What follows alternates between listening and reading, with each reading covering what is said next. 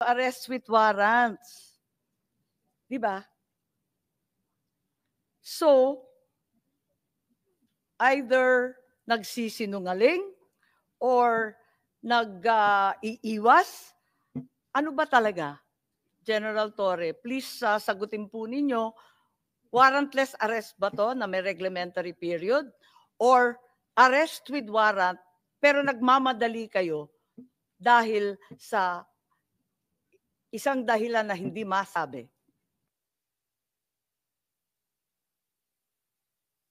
Am I going to answer, ma'am? You're asking me a question? Because I'm saying a while ago, and I think I was cut in the middle of the explanation, that I'm using that 125 just as a yardstick on how to I will look at the requirement of unreasonable. There's no reasonable delay supposedly. Sabi po ninyo, mamalasin tayo. Ayan mo. Mga malasin naman kami pag hindi namin ginawa ang trabaho namin. Because how do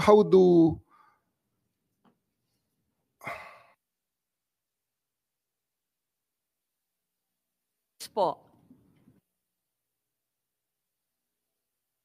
Yes, General, nalilito ako. The person arrested with a warrant should be delivered to the judicial authority Did you without do that? delay, which I did. Ang nagbigay ng warrant, ma'am, ay ang ICC. So, hindi man tayo nag-cooperate sa ICC, but we are cooperating with the Interpol. So, we assisted the Interpol in implementing the warrant. And dapat dalhin siya sa judicial authority. Senator Bato, please. Alam mo, General Torre, masyadong hirap intindihin yung kuan mo, yung justification mo. Hindi tayo nagko-cooperate sa ICC, pero nag-cooperate sa Interpol. Anong basis ng Interpol, di ba, ang warrant ng ICC? So kung hindi mo na-recognize yung ICC, bakit mo sinunod yung pakiusap ng Interpol? Sabi mo, hindi nyo na-recognize yung ICC. Sir, for that bakit question, mo sinunod yung request ng Interpol na napakadali na naman sabihin mo na, sorry, Interpol, we cannot implement that because we do not recognize the jurisdiction of ICC over this country. Sir, may I? Sir Senator, ang problema ho kasi dyan, 9851 refers to an international tribunal, not necessarily the ICC. So, for us to surrender him to an international tribunal is within the bounds of the law. Ang nangyari po kasi dito, nag-withdraw po tayo sa ICC. Very clear sinabi mo. Nag-withdraw po tayo sa ICC, pero hindi po natin nirepeal yung 9851. Kaya ho, andun pa rin po yung kamandag na 9851 para maging basis po ng arrest. Pero kung nag-withdraw tayo sa ICC at nirepeal natin ang 9851, wala po tayong problema. In the same way, na kung hindi tayo nag-withdraw sa ICC, entitled po sa extradition process ang presidente. Pero dahil nawala na po yung treaty with the ICC, ay hindi na po entitled sa extradition process. So yun po talaga yung nangyayari dito. Kaya nga, you keep on citing RA 9851. Palagi yung sinasabi yan ang basis mo. Pero very clear naman na yung sinunod mo, yung ginawa ninyo ay binayulit ninyo yung konstitusyon. Ay, sabi mo kanina, kung may conflict ang konstitusyon at saka yung statutory law natin, nagpe-prevail ang konstitusyon, bakit hindi nyo naisip na sundin ang konstitusyon? Binayulit yung Bill of Rights. 9851 po kasi, nire-recognize nga po ng 9851 ang International Tribunal. Nire-recognize siya po eh. And it's something that was forgotten in the process of withdrawing from the ICC. Naiwan po yun eh. That's why that option remained for the government to surrender the former president. Pero kung hindi po tayo nag-withdraw sa ICC, ganun din po, he would have been entitled to Article 59 process of the judicial process. Iba-validate po sa court yung warrant. Alam mo sir, ito ibabalik ko sa iyo yung sinasabi mo. In July 2023, you mentioned in one of your interviews that if the ICC will come to the Philippines, you will consider it as usurpation of authority of the Philippine government and violation of Philippine laws. What are the laws you have in mind during the Senate ito interview ho that yan, might no? be violated by the ICC? Kasi pagpapasok ko sila rito at prepresahin nila mag-imbestiga, then they will be usurping the power of the DOJ. Or marami ho talaga mava-violate na usurpation of authority po ang mangyayari dyan. Kaya nga, ano nga ang nangyayari po dito, ang ICC po ay hindi talaga ang kanilang kapangyarihan ay naiwan lamang sa individual at hindi po sa state. Hanggang ngayon po wala silang power over our state. Ang Pilipinas po ay hindi saklaw sa ICC. Dahil nag-withdraw po tayo sa ICC.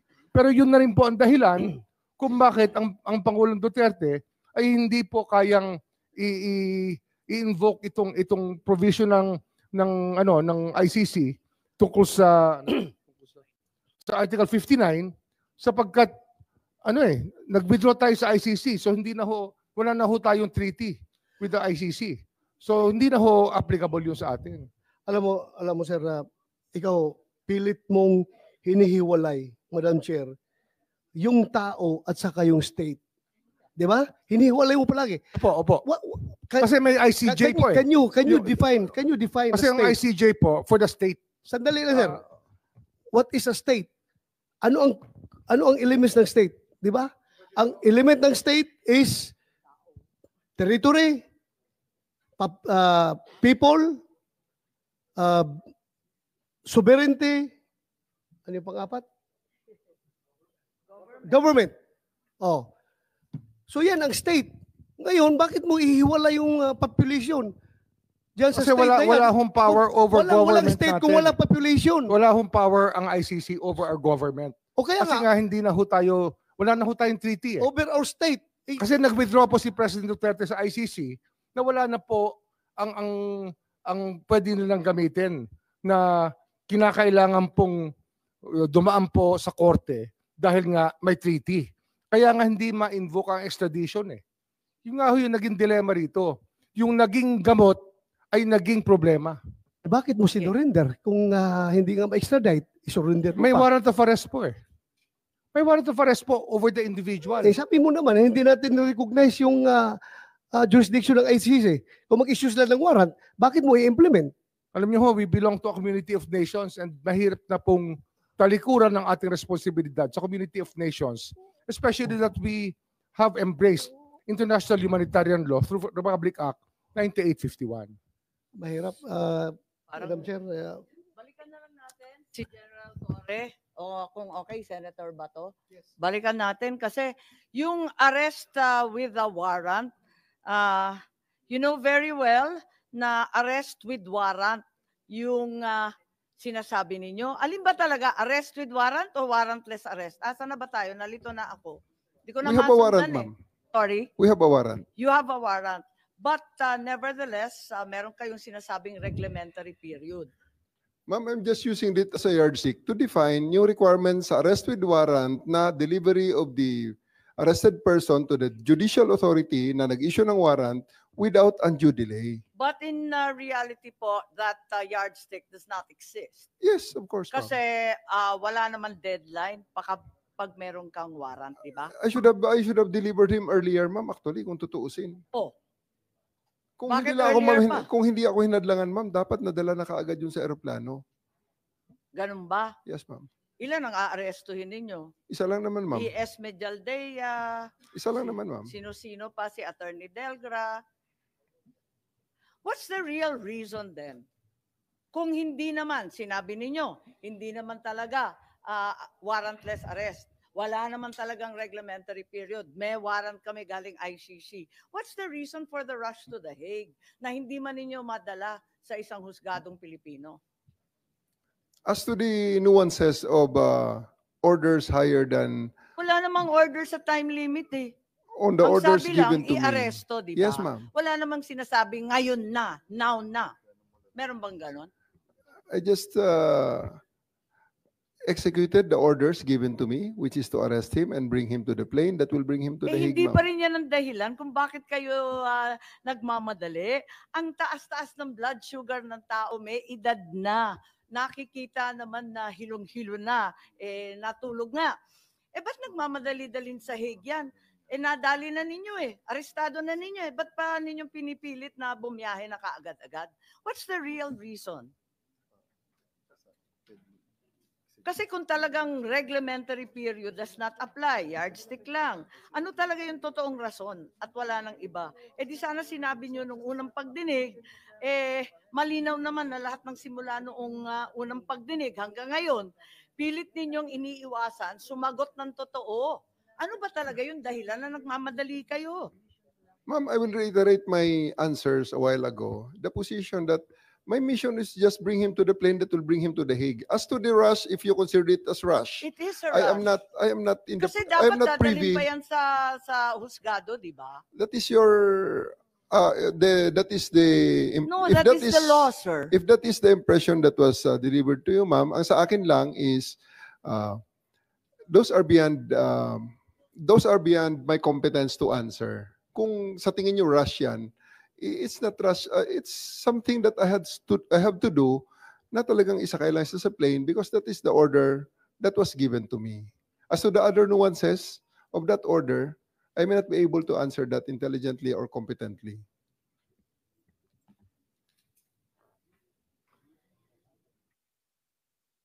Yes, baka may maidagdag si Ambassador Lacanilaw. Dahil nandun din kayo, may nakita ba kayo na dahilan kung bakit kailangan pumunta sa The Hague? Total, kayo ang madalas pumunta sa abroad at kinatawan ng Pilipinas. May dahilan ba kung bakit nagmamadali tayo? Hindi po ako hindi po ako aware o competent para sagutin po yung ganon. Kasi ang sa akin naman ho, ang naging role ko lang yung nung nag-volunteer ako na samahan si former President Muta ICC. Lahat tayo hindi alam ang dahilan kung bakit nung araw na yon kinailangan talaga isakay at dalhin sa Hague kahit may sakit, kahit may karapatan pumunta sa husgadong Pilipino, kahit hindi pa nakikita ang pamilya, ang doktor, ang abogadong pili, talagang kinakailangan dalhin na talaga sa The Hague. Ambassador Lacanilaw, I find your answers very misleading. Kanina pa, yung sinasabi mo na hindi mo alam na hindi pala siya dinala sa competent court, competent judicial authority. Hindi mo alam. Hanggang ngayon, hindi mo pa rin alam. I'm giving you a chance. Opo, kung ano po yung Mr. Senator, kung ano po yung nabanggit ko kanina. Yun po. Nandoon ka the whole time, galing sa tube hanggang doon sa Villamor. Nandoon ka. Hindi mo pa rin alam na hindi siya dinala sa judicial authority. Yes, Mr. Senator. Hindi mo alam. Yes, Mr. Senator. So you're lying. You're lying. Madam Chair, I move to cite in contempt Ambassador Lacanilaw. Last chance, hindi mo alam if nilabas sa Villamor si PRRD? Hindi mo alam? Hindi po, Madam Chair. Okay, there's a motion to cite you in contempt. I have to affirm. There being no contrary motion, we uphold the motion to cite Ambassador Marcos Lacanilaw in contempt.